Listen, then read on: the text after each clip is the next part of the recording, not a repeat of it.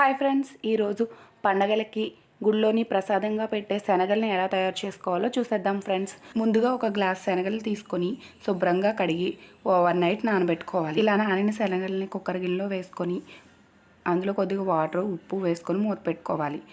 ఒక 4 విజిల్ వచ్చిన తర్వాత మూత తీసేసుకొని చూస్తే ఈ విధంగా ఉంటుంది. ఇప్పుడు ఇవి పక్కన పెట్టుకొని స్టవ్ వెలిగించి ప్యాన్ పెట్టుకొని అందులో నూనె వేసుకొని అందులోని శనగపప్పు, మినపప్పు, ఆవాలు, జీలకర్ర, కట్ చేసిన ఉల్లిపాయలు, వెల్లుల్లిపాయలు, ఎండుమిరపకాయలు, కరివేపాకు, పచ్చిమిర్చి వేసుకొని బాగా ఫ్రై చేసుకోవాలి. ఇవన్నీ బాగా ఫ్రై అయిన తర్వాత ఇందులో సన్నగా తురుముకున్న అల్లం కూడా 1 స్పూన్ వేసుకొని అందులోనే రుచికి తగినంత సాల్టు, పసుపు వేసుకొని బాగా ఫ్రై చేసుకోవాలి. ఇవన్నీ బాగా ఫ్రై అయిన తర్వాత ఉడకపెట్టుకున్న శనగలను కూడా అందులో వేసేసుకొని మంటను మీడియం ఫ్లేమ్లో పెట్టుకొని బాగా ఫ్రై చేసుకోవాలి. ఈ విధంగా ఒక 10 మినిట్స్ ఫ్రై చేసుకొని ఇందులో 1 స్పూన్ చాట్ మసాలా కానీ గరం మసాలా కానీ వేసుకొని స్టవ్ ఆఫ్ చేసుకోవడమేనండి. ఎంతో రుచిగా ఉండే శనగలు రెడీ.